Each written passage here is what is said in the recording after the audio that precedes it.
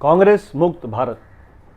जी हाँ, कांग्रेस मुक्त भारत का नारा बीजेपी ने दिया था और इसको किसी भी कीमत पर पूरा करने की कोशिश कर रहे हैं कांग्रेस वाले। मेरा एक दोस्त है, मैं नाम नहीं बताऊंगा कौन सी पॉलिटिकल पार्टी को बिलोंग करता है, वो कहता है आजकल राजनीति में बड़ी मेहनत करनी पड़ती है। चुनाव से पहले वोटर खरीदो, चुनाव के बाद और मेहनत बढ़ जाती है।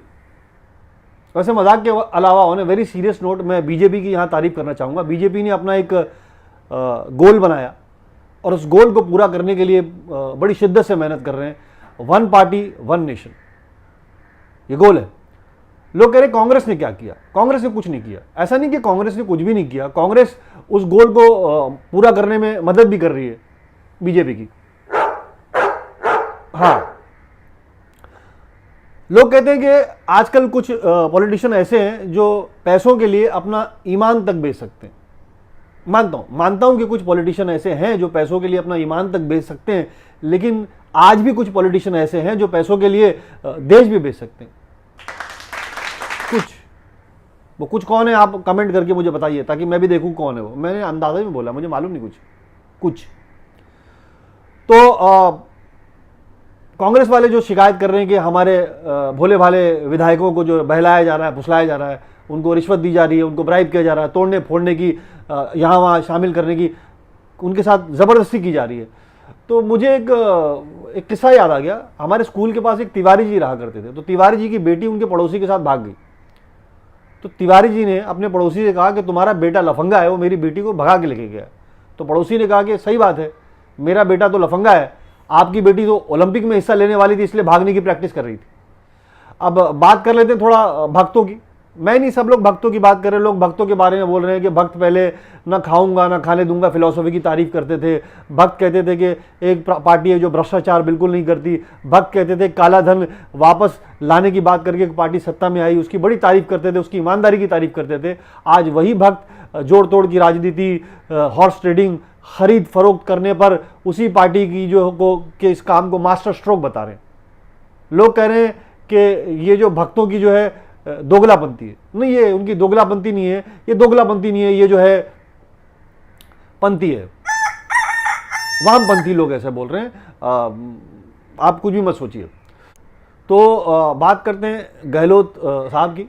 उनके पार्टी के कुछ विधायकों को आजकल जयपुर के किसी रिजॉर्ट में ठहराया गया है और एक तस्वीर भी आई थी कि सारे विधायक जो योगा कर रहे हैं उनको योगा कराया जा रहा है। मेरा मानना है कि अगर उनको समय रहते मॉरल साइंस का क्रैश कोर्स करा दिया जाता तो आप प्राइवेटली लिया कि योगा कराने की जरूरत नहीं पड़ती। बहरहाल, और एक बात जो बहुत चर्चा में चल रही है, फ़ोन टेपिंग की, फ़ोन जो रिकॉर्ड कर दिया गया वो, उसके बारे में तो एक हमारे मंत्री जी ने कहा है कि वो मेरी आवाज़ नहीं थी, वो कुछ दुश्मनों की साजिश थी, ये षड्यंत्र था कि जो सभी लोग कह रहे हैं कि मेरी आवाज़ नहीं थी, मेरी आवाज़ नहीं थी। तो मैं समझता हूँ इस वक्त इसके ऊपर कार्रवाई भी हो गई, पुलिस भी एक्शन में आ गई। तो मैं समझता हूँ इस वक्त सबसे ज़्यादा खतरा इस देश को उस मिमिक्री आर्टिस्ट से जो सबकी आवाज़ें बना कर सबको भसाने की कोशिश कर रहा है, तो फौरन से पेशतर उसे पकड़ा जाना चाहिए, बिल्कुल, वरना बहुत डेंजरस हो जाएगा मामला। अब उनकी भी बात कर लेते हैं। जी हाँ, पायलट साहब की।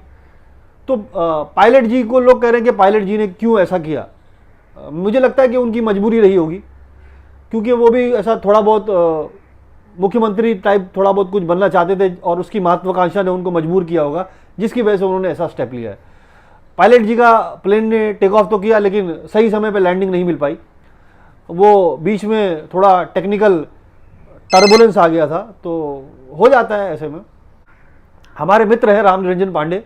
तो पांडे जी के बारे में मैंने आपको बताया, पांडे जी से मेरी बातचीत चल रही थी। पांडे जी का अलग ही फंडा है पॉलिटिक्स को लेकर। पांडे जी बता रहे थे, देखो राजनीति में जो है ना वैसा होना चाहिए जैसा जब हम रेंट एग्रीमेंट बनाते हैं ना 1 साल का, वैसा होना चाहिए। जब 1 साल का रेंट एग्रीमेंट बनता है तो नॉर्मली उसमें 6 महीने का लॉकिंग पीरियड होता है, जिसमें आप घर छोड़ के नहीं जा सकते 6 महीने तक।